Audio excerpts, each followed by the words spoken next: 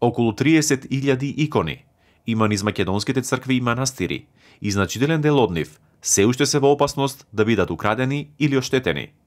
Тоа го укажува професорот Сашо Цветковски од Истражувачкиот центар за културно наследство при МАНУ. Пак тоа е неоспорно дека ние веќе ќе мора да размислуваме за повлекување на голем број на икони од црквите, каде што едноставно тие немаат веќе никаква сигурност, нема, селата се иселени, нема присуство на луѓе, нема кој да се грижи.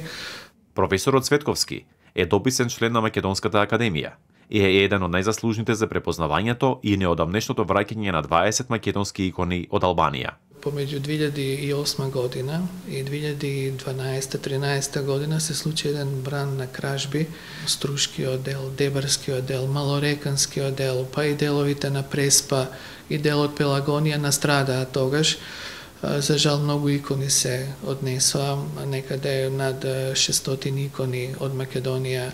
Препознавањето било случајно, откако албанската полиција ја разбила мрежата за криумчарење на културното наследство. При еден телевизиски прилог, каде што при посета на премиерот на Албанија Еди Рама на запленетите и увиту запленетите нели предмети што беа тогаш изложени во Националната галерија нивна, јас воочив 4-5 икони во сите кадри како се појавуваше премиерот Рама, така и влегуваше по некоја наша икона. И тоа беше за мене фрапантно, навистина.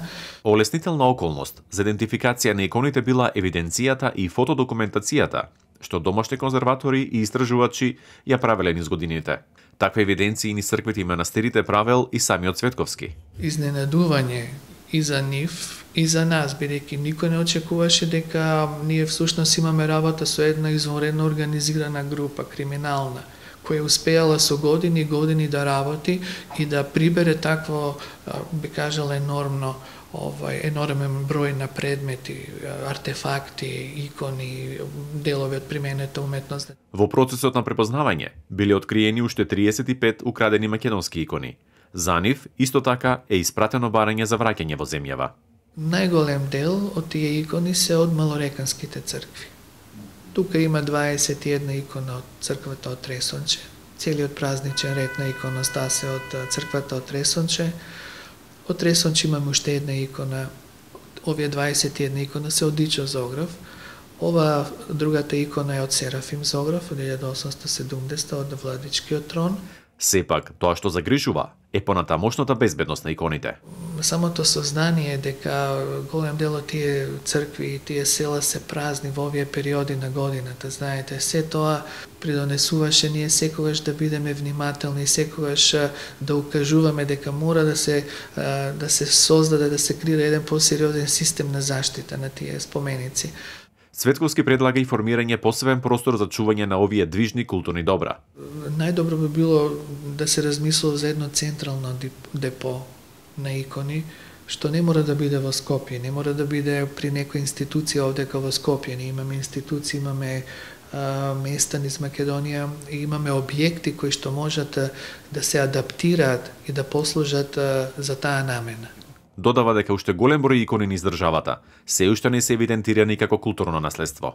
Ние имаме околу 30.000 икони, имаме околу 2800 цркви, од кои што 1200 цркви и повеќе се само од периодот на 19. век.